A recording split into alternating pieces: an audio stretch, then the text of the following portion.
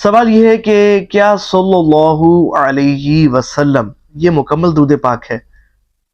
جی ہاں، یہ بھی مکمل درود پاک ہے، لیکن ہمارے پیارے آقا مدینے والے مصطفیٰ صلی اللہ علیہ وآلہ وسلم نے ارشاد فرمایا، ترمذی شریف کی حدیث ہے، کتاب الصحاف ہے، حضور فرماتے ہیں کہ جب بھی مجھ پر درود پاک پڑھو تو میری آل پر بھی درود بھیجا کرو، میری آل پر بھی درود پڑھا کرو۔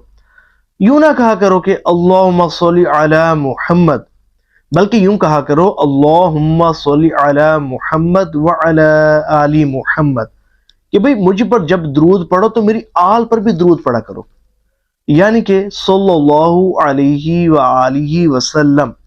اس طرح ہمیں درود پاک پڑھنا چاہیے۔ ایک پائلٹ تھا، وہ درود پاک کی کثرت بڑی کرتا تھا اور درود پاک یہ پڑھتا تھا صلی اللہ علیہ وسلم، یہی درود پاک وآلہ کے بغیر پڑھا کرتا تھا، پڑھتا بہت زیادہ تھا۔ ایک دفعہ کرم ہوا، آنکھ لگی، کیا دیکھتا ہے کہ وہ مسجد نبوی شریف علیہ صاحب الصلوۃ والسلام سے روانہ ہوتا ہے اور جنت البقیع شریف کی طرف جاتا ہے۔ وہاں دیکھتا ہے کہ اہل بیت اطہار کے مزار پر انوار ہیں، ازواج مطہرات کے مزار بھی وہاں موجود ہیں۔ وہاں دیکھتا ہے کہ ایک ٹیبل پڑی ہے اور اس کے اوپر ایک ٹیلی فون رکھا ہے۔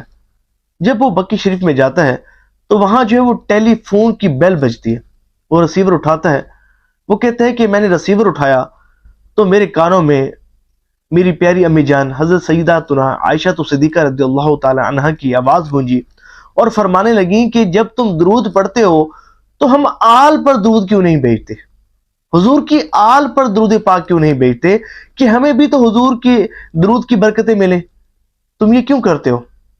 وہ شخص کہتا کہ جب صبح میں بیدار ہوا تو میں بڑا شرمندہ تھا کہ یہ میں کیا کرتا رہا کہ حضور کی آل پر درود نہیں پڑھتا رہا، اور میں تو یہ اس لیے بغیر آل کے درود پاک پڑھا کرتا تھا کہ بھئی میرا زیادہ تعداد میں درود پاک پڑھا جائے، زیادہ سے زیادہ تعداد میں درود پاک پڑھنے میں کامیاب ہو جاؤں۔ اکثر لوگ اس طرح کرتے ہیں۔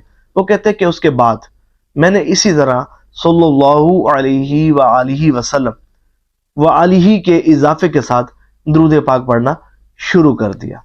تو ہمیں بھی چاہیے کہ جب بھی درود پاک پڑھیں تو بہتر تو یہ ہے کہ اس طرح پڑھیں صلی اللہ علی محمد صلی اللہ علیہ وآلہ وسلم، یہ دو درود پاک ہوں گے، اس طرح ہی پڑھا کریں، اللہ نے چاہا بہت زیادہ فائدہ ہوگا۔